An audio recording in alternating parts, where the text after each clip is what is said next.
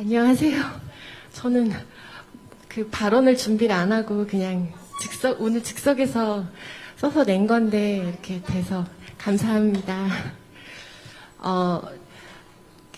저는 그 코넬리아 드랑즈 증후군이라는 질환을 앓고 있는 14살 김시안의 엄마 김연경이라고 합니다. 반갑습니다. 저희 아이 같은 경우는 이제 태어났을 때부터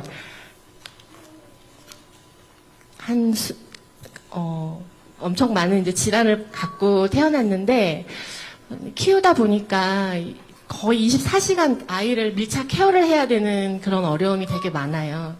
아이가 이제 눈을 뗄 수가 없고, 그러다 보니까 혼자서 이 아이를 감당하기가 너무 어려운데, 이 장애인 활동 지원 서비스가 너무 감사한 거예요. 그래서 저희 가족이 정말 이 서비스를 이게 아마 만 7세부터 받을 수 있는 걸로 알고 있는데 그 후로부터 너무 삶이 진짜 행복하게 많이 바뀌었는데 아무래도 이제 이게 그 재원이 한정되다 보니까 조금 더 받고 싶은 마음이 있는데 이제 그 시간이 저뿐만 아니라 많은 분들이 좀 부족하다고 느끼시는 것 같아요. 그래서 장애 엄마들 얘기 많이 들어봐도 눈물로 호소해도 이거는 안 된대요. 아이가 아무리 자신을 자해를 하고 굉장히 위험하고 그래도 좀 시간 늘려달라고 아무리 이게 연금보험공단인가 거기서 심사를 저희가 봤는데 아무리 해도 안 된다고 하고 저는 이제 방학 때 조금이라도 좀 더 받고 싶어서 저도 이의 제기도 해보고 막 했는데 안 되더라고요, 그거는. 그래서 이번에 한번 소망을 담아서 적어봤습니다. 네. 하루가 아니고요. 저희가 이제 한 달에 몇 시간 이렇게 나오거든요, 그 지원이. 그래서 저는 좀 많이 받고 있는 편이긴 한데, 예, 모든 이제 장애 아이나 이 희귀 질환을 키우시는 분들의 소망을 담아서 적어봤습니다. 예. 네, 어머님 말씀 주신 거는 이제 장애인으로 등록돼 있는 분들에 대한 활동 지원 서비스인데 저희가 한 16개 정도 등급으로 나눠서 장애인의 활동 제약이 어느 정도 있는지를 연금공단에서 조사를 해서 등급을 정하고 등급에 따라서 활동 지원하는 그런 시간이 이렇게 배분이 돼서 그 시간을 이용을 하게 돼서 가장 많이 이용하시는 시간은 제가 좀 정확하지 않은데 한 18시간? 아무튼 굉장히 16등급으로 합니다. 근데 장애인분들께서 그 등급 판정을 좀 더 높게 평가를 해야 된다. 평가 도구가 정확한지 이런 거에 대한 문제 제기를 많이 해주시고 계셔서 저희가 그 장애인 그 전문가와 장애인 단체하고 TF를 만들어서 장애인 활동 조사하는 거를 어떻게 개편할 건가에 대한 논의를 하고 있습니다. 그래서 그런 지적들에 대해서 어떻게 좀 보완할지 방안을 좀 만들어서 정확한 등급 판정이 되거나 등급에 맞는 시간에 대한 부분들은 좀 조정하도록 하겠다는 말씀드립니다. 네, 많이 지원 드리지 못해서 송구합니다. 네, 우리 어머니 입장에서 참 답답한 일일 거예요.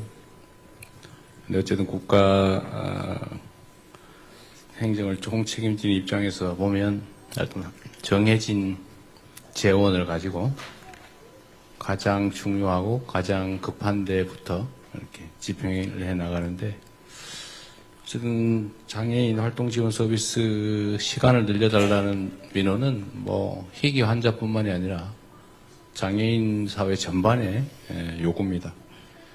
요청인데 최대한 늘려보긴 하겠지만 어쨌든 정해진 예산 범위 내에서 해야 되는 것이라서 어쨌든 예산에 가용한 예산을 좀 늘리는 일, 결국 국가 경제 볼륨을 키우는 거.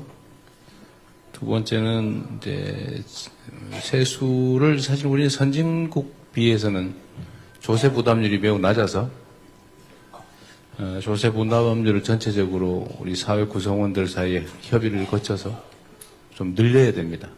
지금 우리 조세 부담률이 20% 이하로 떨어져 버린 데도록 선진국이 대개 한 224%.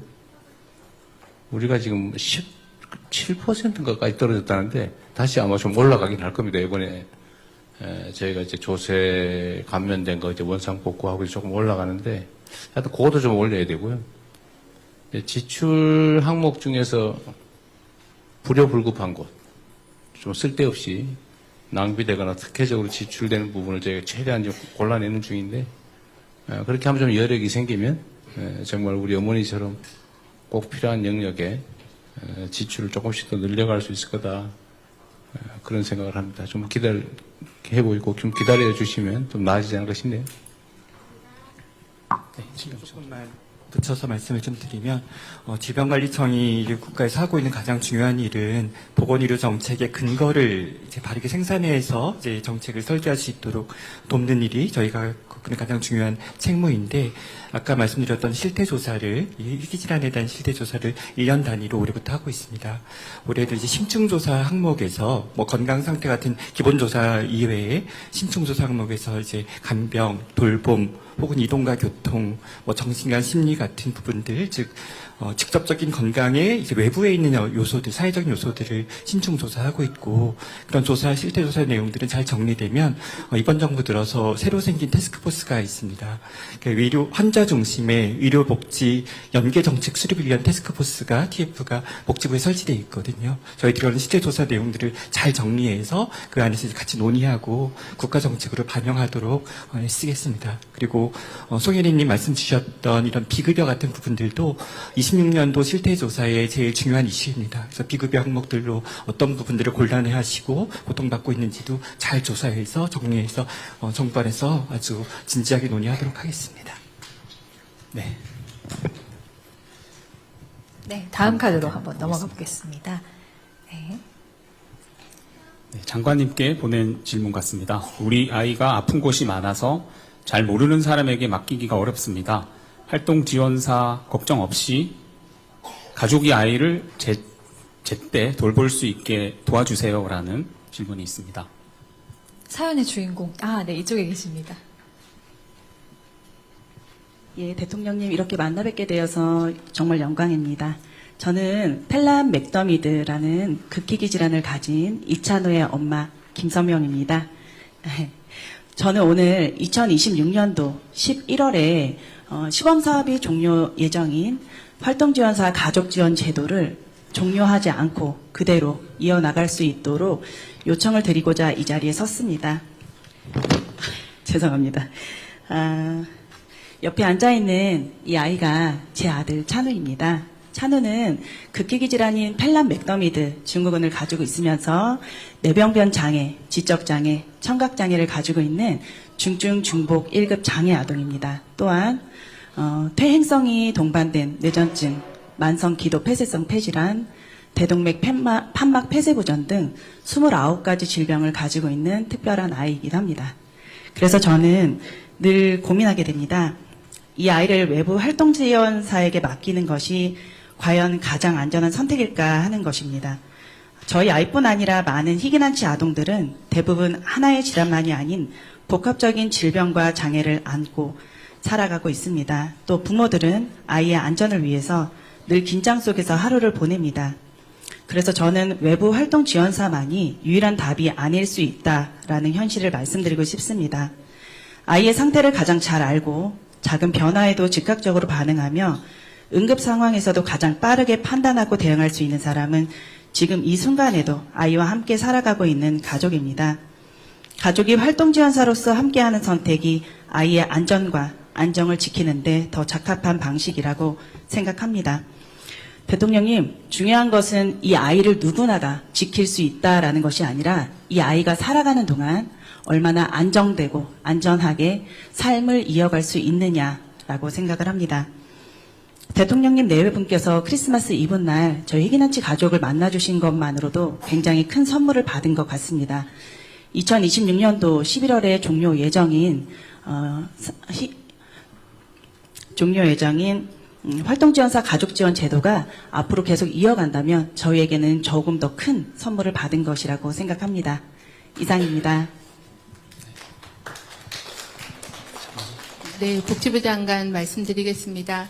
어머니 말씀 주신 대로 이제 장애의 특성을 반영해서 최중증 발달 장애인하고 희귀 질환자에 대해서는 가족에 의한 활동 지원을 2년 정도 한시적으로 운영하고 있어서 내년 10월까지 기간입니다. 그래서 그런 특성이 있기 때문에 이거를 원래 목적은 장애인에 대한 활동 지원을 하면서 가족 돌봄을 좀 사회 책임으로 넘기자라는 취지여서 활동 지원사에 대한 것들을 지원을 했는데 말씀드린 발달장애나 희귀질환은 가족에 대한 돌봄이 좀 더 필요한 상황이어서 2년간에 운영했던 것들을 성과를 좀 분석하고 또 부모님들의 의견들을 좀 수렴을 해서 이걸 어떻게 제도화할 건지 연장할 건지 하는 부분들을 결정을 하도록 하겠습니다. 그 과정에서 충분히 의견을 듣고 특성을 반영하도록 그렇게 노력하겠습니다.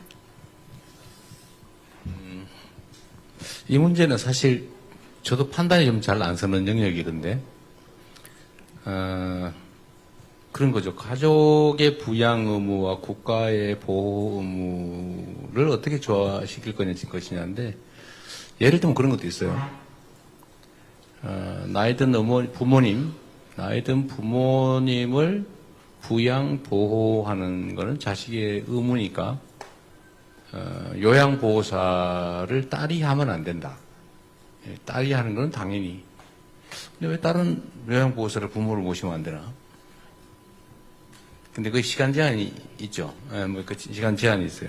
그건 옳지 않다는 대전제에 있는 거죠. 지금 이것도 비슷한 것 같아요. 장애인 활동 지원사. 이것도 기본적으로 이제 국가가 누군가를 시켜서 장애인을 개호하는 일을 하는 건데, 부모가 하는 건 당연하니까 부모는 의무적으로 하는 거니까 보상할 필요가 없다. 한편 맞는 말 같기도 하고, 그 부모와 자식 간의 부양 의무라고 하는 건 어떻게 되는 거냐. 그런데 만약에 버려지면 어떡하냐. 부모가 그 역할을 안 하면. 그러면 또 국가 공동체가 책임을 져야 된다. 근데 부모 입장에서는 남의 자식을 보호하면 돈을 받는데 내 자식을 하는 거는 왜 지원을 안 해주냐. 또 이런 얘기도 가능하죠.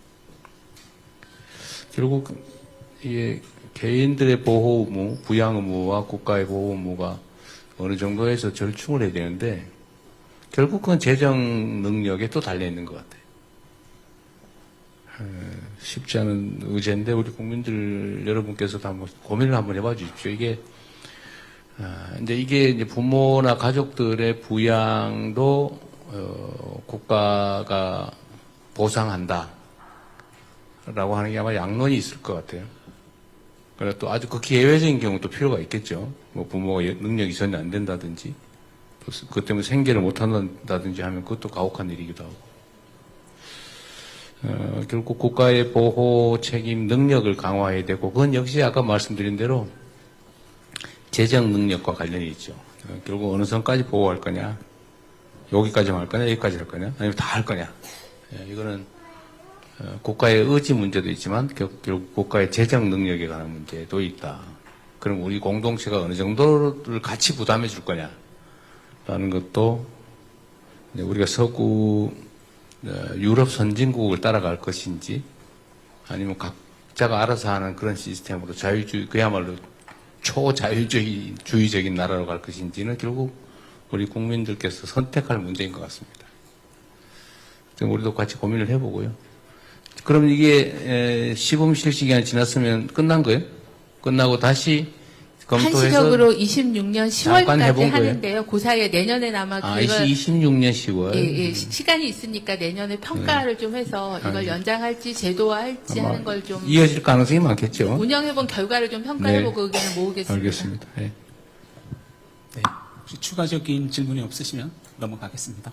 네, 네, 다음 다음. 사연 만나보겠습니다. 네. 네, 다음 카드입니다. 안녕하세요. 서울과 경기 지역에는 장애인 기저귀 지원이 50% 되는데 다른 지역은 지원이 안 된다고 합니다. 지원이 다른 지역에 사는 장애인들에게도 동일하게 되기를 소망해 봅니다. 라는 카드가 와 있습니다. 네, 사연의 주인공 어디 계실까요? 같은? 네. 예. 또 제게. 제가 이제, 저희 환우회 대표로 이 자리에 이제 오게 되면서, 저희 그 환우회 회장님께서 전주에 살고 계시는데, 혹시 제가 발언할 기회가 생기면 뭘 말할까요? 그랬더니, 이 얘기를 좀 전해달라고 해서, 제가 적어 봤는데 또 이렇게 선정이 됐어요. 그건 제가 말씀을 드리도록 할게요. 그러니까, 이건 이제 지방자치와 중앙정부의 그 간극 같은 건데, 결국은 이제 서울이나 경기나, 아니, 다른 지역도 있을 거예요. 이런 복지정책을 추가로 시행하는 게 있죠. 그거는 그 자치단체, 지방정부의 결단이죠. 각각의 지방정부, 예를 들면 광역지방정부, 서울, 경기 뭐 이런 것도 있고, 기초지방정부인 구, 시, 군, 시군구도 있는데, 시군구나 아니면 광역시도에서 어떤 추가적인 아니면 그 별도의 새로운 복지정책을 할 것인지는 그 지역 주민들의 결단이죠. 그래서 다른 지역은 하는데 왜 우리는 안 하냐라고 하게 되면, 그거는 각 지방정부의 자율성을 해치는 결과를 빚을 수도 있죠. 다 똑같이 해야 되는 건 아니에요. 똑같이 나빠져서도 안 되고 똑같이 좋아질 수도 없는 거죠. 그럼 결국은 지방정부 수장을 잘 뽑으면 낭비 쓸데없는 데다 공사하거나 뭐 어디 빼돌리거나 아니면은 뭐 부정부패 이런 거 저지르지 않고